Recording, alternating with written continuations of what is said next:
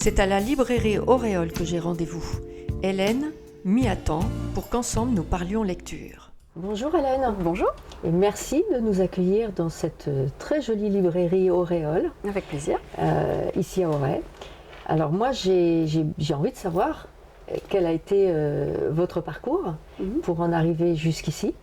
Comment vous avez eu envie un jour d'avoir votre propre librairie? Alors moi je suis originaire de Saint-Malo. Je suis arrivée à Vannes en 2015. J'étais déjà libraire depuis quelques années et puis je suis arrivée à Auray en début 2017 en tant que salariée dans cette librairie. Les gérants, quelques mois plus tard, quittaient la région pour des raisons personnelles et donc on a fait ce projet de reprise ensemble. Donc c'est allé assez vite. Moi c'est un projet que j'avais en tête parce que je pense que quand on est libraire, on est beaucoup à se dire un jour qu'on aimerait avoir notre boutique. Et puis voilà, c'est pas quelque chose que je prévoyais aussi vite que ça, mais ça s'est présenté, l'occasion, voilà, il fallait la saisir. C'est compliqué aujourd'hui d'être libraire? C'est compliqué, mais après, quand on est passionné, on trouve toujours de l'énergie et de la motivation pour dépasser un peu les difficultés. Bon, puis en plus, je pense que quand on reprend une librairie, il y a déjà une clientèle, il y a déjà des lecteurs fidèles, je pense. Oui, d'autant plus que là, c'était une reprise, pas une création, donc c'est encore un petit peu différent. Alors, reprendre une librairie, ça n'est pas toujours facile. Je pense qu'aujourd'hui, on entend quand même parler des difficultés des libraires. Rien n'est tout à fait simple. Il y a des difficultés, mais quand on est passionné par son métier, on arrive à les dépasser. Ça, c'est sûr. Ça prend beaucoup de temps, mais c'est aussi très plaisant. Donc, oui, puis ça vaut le coup.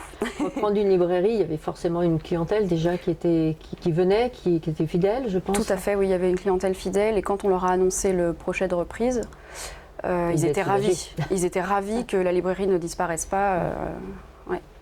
Oui, parce qu'une librairie dans une petite ville comme ça, comme Auray, je pense que c'est un point d'ancrage important aussi dans la relation avec les habitants, avec les jeunes, avec les moins jeunes. Ouais. Il y a vraiment une relation de proximité très agréable. On connaît nos clients, on connaît leur lecture. C'est très important. Et puis il y a un vrai lien. Oui, qui se crée. Du partage. Oui, complètement. C'est ça qui est intéressant. Le livre justement. Permet ça, l'échange et le partage. Ouais. Parce que l'échange se fait aussi par rapport aux idées que l'on peut avoir de lecture et partager. Même, je pense que vos lecteurs peut-être aussi vous donnent des idées aussi complètement, oui. de lecture et de. Mais tout ça se fait toujours par l'échange en fait. Parfois, un client va venir avec une idée très précise et puis ça va déboucher sur autre chose dans la conversation. Moi, c'est ce que j'aime en fait, c'est que. Des fois, donc je suis là pour conseiller mes clients, mais ils m'apprennent aussi des choses. On est constamment dans le partage. C'est ça qui est important. Et ça, c'est important et c'est très enrichissant.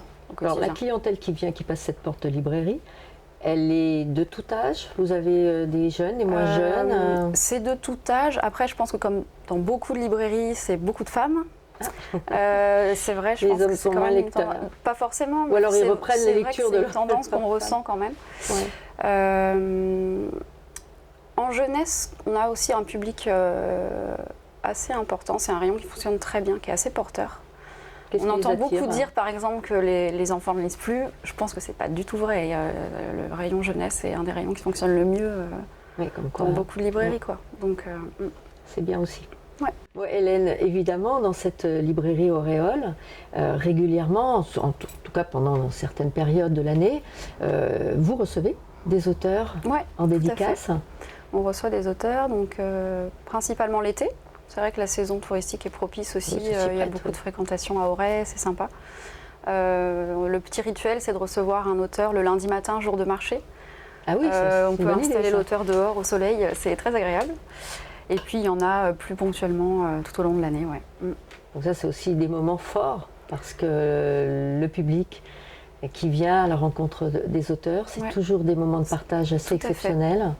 Et je pense qu'effectivement, dans une ambiance estivale, les gens sont détendus. C'est toujours surprenant aussi de venir à la rencontre d'un auteur, de pouvoir lui parler, d'être en direct avec lui. Ça, c'est ce qu'on ne peut évidemment pas faire quand on est une librairie sur Internet. Bien sûr. Le lien, il est quand même très différent avec un vrai libraire qui est là, présent et qui partage aussi avec les auteurs. Ça, c'est important Tout à de fait. le dire. On en revient encore à cette notion de partage qu'on retrouve toujours. Ouais. Toujours. Et l'humain au centre de tout, évidemment. Ouais. Donc ça, ce sont de très belles rencontres à venir et on en reparlera bien sûr. Ouais. Alors aujourd'hui, je vous ai demandé de me donner un ou plusieurs de vos coups de cœur récents. Ouais. Qu'est-ce que vous nous avez choisi? Alors, j'en ai choisi 3. 2 qui viennent de sortir en poche. Donc, le premier, c'est Un océan, 2 mers, 3 continents de Wilfried Nsonde, qui est un auteur d'origine congolaise. Et il nous raconte l'histoire, en fait, ça se passe au XVIe siècle, en Afrique. Et c'est l'histoire d'un jeune prêtre qui va être ordonné par le roi d'aller défendre la cause des esclaves auprès du pape au Vatican. Pour ça, il va donc falloir qu'il aille en bateau pour rejoindre l'Europe. Ce bateau, il se trouve que ce sera un négrier. Donc, ce jeune pape qui a foi en l'humanité et foi en Dieu surtout, va se retrouver à confronter à l'horreur absolue, la traite des hommes, quoi. C'est très bien écrit. Je trouve que malgré la violence, il y a aussi beaucoup de beauté. C'est presque un voyage initiatique d'un Candide.